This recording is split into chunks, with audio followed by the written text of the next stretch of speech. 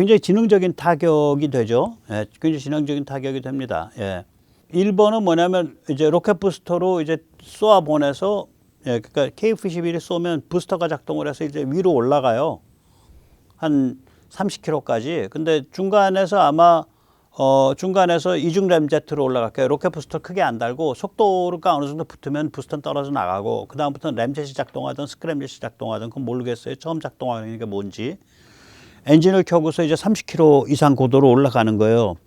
그래서 고도에서 한 500km 정도 거리, 그러니까 발사 지점에서 500km 정도 거리는 이 스크램젯으로 계속 달리는 거예요. 그때 속도가 뭐 마하 5라 그러는데 이왕 스크램젯 켰는데 그게 마하 5로 가겠어요? 다른 미국 같은 경우 보면 마하 8, 마하 9 그렇게 갑니다.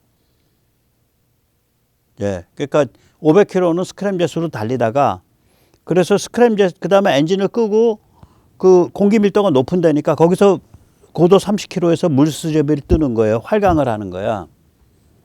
활강을 하다가 이제 그 한 타겟에 한 200km 정도 남겨두고 그게 3번입니다. 활강하는 게 여기 그림에서 예, 3번이에요. 그래서 타겟에 한 200km 된 지점에서 여기서부터 이제 하강을 하면서 램젯을 켜는 거예요. 그때는 엔진을 속도가 떨어져 가니까 속도를 떨어뜨려야 돼요. 방법이 없어요. 공기 항력이 세기 때문에 마하5 이렇게 못 날아갑니다.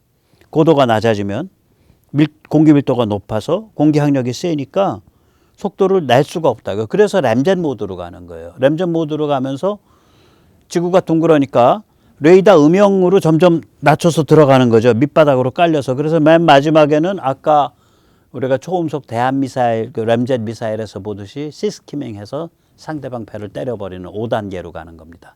5번째 단계. 그런 무기를 지금 개발 중인 거예요. 이게 좀 사양이 살벌합니다. 네. 길이가 7m 이하. 무게가 1.8톤 이하, 탄두 중량이 굉장히 세요. 300kg. 배가 거의 뭐 빠개진다는 소리죠. 예, 초음속으로 날아 들어가서 램젯 초음속 날아 들어가서 때려버리니까.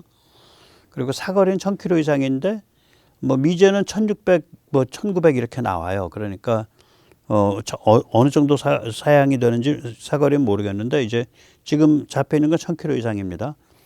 그 중에 500km는 스크램젯 엔진으로 극초음속으로 가고 추가 300km는 극초음속으로 활강하고 거기까지는 이제 고도가 30km 이상 되는 고도죠. 그리고 나서 목표물에서 한 200km쯤 떨어진 데쯤 가면 그 다음부터 하강하기 시작을 해서 레이더 음영으로 쭉 들어가는 거예요. 음영 구간으로. 램젯 엔진 켜고. 예. 좀 살벌합니다. 네. 유사한 무기 체계가 있어요. 예, 미국과 호주가 예, 공동 개발 중인 HACM입니다. 이게 하이퍼소닉 어택 크루즈 미사일이라고 부르는 건데, 네.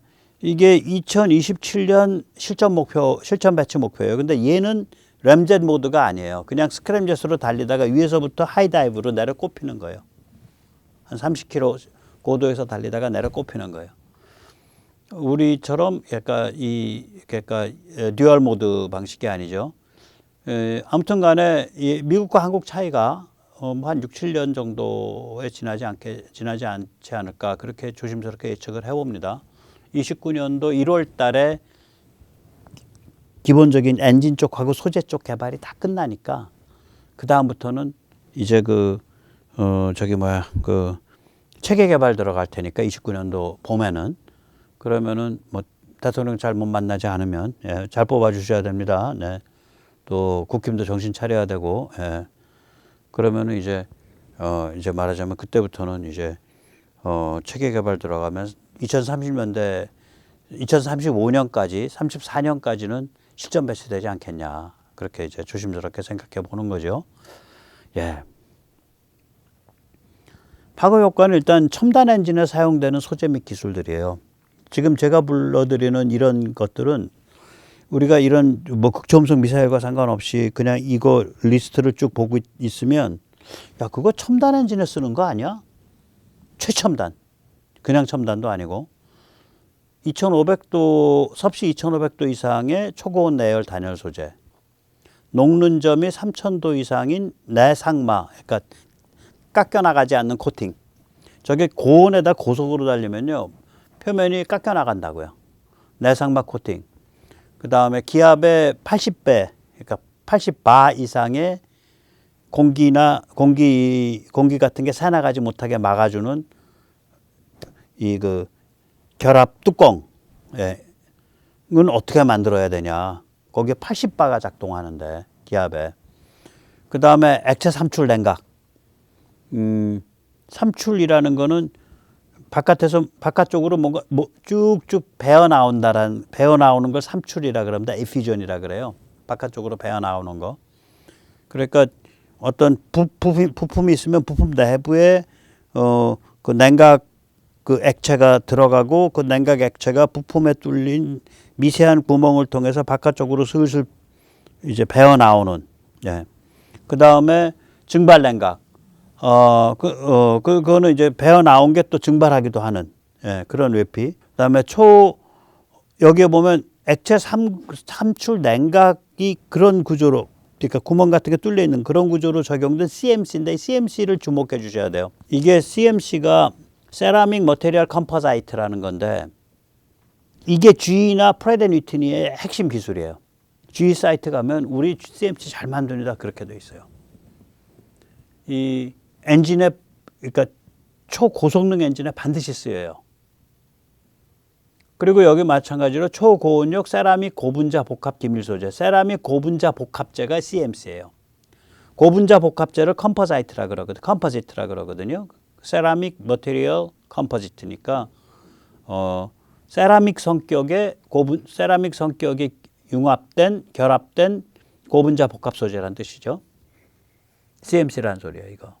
그러면 여기까지만 쭉 리스트를 보면 우리가 무슨 극초음속 미사일 이런 거 생각하지 않고 이것만 보면, 야, 그거 F-35에 사용이 되는 그 F-135 엔진, F-135 엔진 그 터빈 입고 온도 TIT가 약 2000도 가는 물건인데, 그거 할 때 쓰는 재료들 같은데 이런 느낌을 받는 거죠. 제가 맞을 겁니다. 이게 우리 지금 개발 중인 그 차세대 엔진, F414에 갈아 끼우려고 만드는 엔진, 또 무인 전투기, 그거는 일반 무인기도 아니에요. 무인 전투기에 쓰려고 만드는 엔진. 걔가 TIT가 1600도 이쪽저쪽이잖아요. 지금 목표 TIT가. 그거보다 한 350도, 400도 가까이 높은 거예요. 지금 F-35에 쓰는 거는. 그런데 이게 왜 그렇게 높일 수 있냐. 예. 일단 금속 그 자체로는요, 아무리 뭐 합금을 잘하고 난리를 부려도 1000도 이상 견디는 금속은 없어요. 그러니까 기계적 성격을 유지하고 1000도. 그냥 뻘겋게 달아서 1000도가 아니라 그 압력이라든지 그 하중을 견디면서 1000도 견디는 게 금속의 거의 한계점이에요. 그래서 뭐 내열합금 1600도짜리를 개발합니다, 이런 말은 믿지 마세요. 1000도 내열합금은 1000도까지 견디는 거고, 그래도 엄청난 내열합금이에요. 600도는 이게 그 위에다가 코팅을 한다든지 그 안에서 무슨 냉각이 돌아가게 한다든지 뭐 열을 차폐해 준다든지 뭐 내열 단열을 시켜준다든지 이런 여러 가지 방법을 써서 나머지는 온도를 올려가는데, 이때 가장 중요한 소재 중에 하나가 세라믹 고분자 복합 소재예요. 그리고 아까 본 것 같이 녹는 점이 3000도 이상의 내상막 코팅, 이런 것들. 그래야 그 팬이나 압축기가 돌아가면서 또는 터빈이 돌아가면서 생기는 그 무지막지한 고열과 압력 속에서 블레이드를 보호를 해줄 거 아니에요. 그래서 지금 극초음속, 이 그 미사일에서 지금 소재 때문에 2009년 1월까지 개발한다라고 하는 그 소재들이 그 극초음속 미사일을 위해서, 그게 전부 아주 초고성능 엔진을 만들 때 쓰는 그 기술, 그런 소재들인 거예요. 그래서 파괴 효과가 굉장히 크죠. 두 번째는 뭐냐? 이거는 언급이 되고 있습니다. 극초음속 무인기. 그러니까 미사일처럼 한번 보내서 빠이빠이 하는 물건이 아니고 갔다가 돌아올 수 있는 거. 사용 사례? 제일 손쉽게 생각할 수 있는 거, 이건 그거죠. 극초음속 무인기를 만들어서 뱃속에다가 램제 초음속 미사일을 넣어갖고 보내면 값비싼 듀얼모드 램제 미사일과 다른 게 없잖아. 듀얼모드 램제 미사일이라는 게 극초음속으로 가서 나중에 가선 저기 초음속으로 때리는 게 듀얼모드 램제 미사일이잖아요. 그러면 극초음속으로 자기 힘으로 가는 대신에 자기 힘으로 가는 대신에 극초음속 드론이 걔를 뱃속에 넣고 혹은 배 아래다 매달고 올라가서 간 다음에 걔를 공중에서 놔버리면 걔 자체는 초음속으로 달리는 애. 지금 개발하고 있는 초음속 공대함 미사일. 그게 램젯이거든요. 그렇게 가서 때려버리는 거지. 그런 게 적용사례고요. 또 다른 적용사례는 뭐냐면 30km 상공에서요. 30km 상공에서 시속 한 음속의 8, 9배로 달려버리면요. 요격이 안 돼요. 요격이. 그러니까 적이 요격할 수 없는 고도와 속도로 그냥 내달리면서 자유자재로, 그것도 초장거리로 내달리면서 자유자재로 활동을 하는 그런 무인기를 만들 수 있죠. 그건 장기과제예요. 이건 언급이 돼 있더라고요. 그래서 이런 것들은 이제 거의 뭐 극의 달에 있는 아주 그 파괴력이 강하고, 그리고 그 뭐라 그럴까 파괴력이 아주 강한 그 판을 막 뒤흔드는 디스럽티브 웨폰이죠. 에스컬레이터 웨폰이에요. 무기 경쟁을 강화시키는. 그런데 뭐 우리는 지금 사정이 급하고 옆에 뭐 평양은 별거라도 저 서해 건너서 있는 그 대륙에 있는 나라가 너무 막 어깃장을 놓고 이러니까 우린 단단히 무장해야지 뭐. 그래서 이런 것들이 돼가는 걸 보면서 저는 무슨 생각을 드냐면 대륙에 대한 2000년 정체성 게임, 아이덴티티 게임을 우리 민족이 해왔단 말이에요.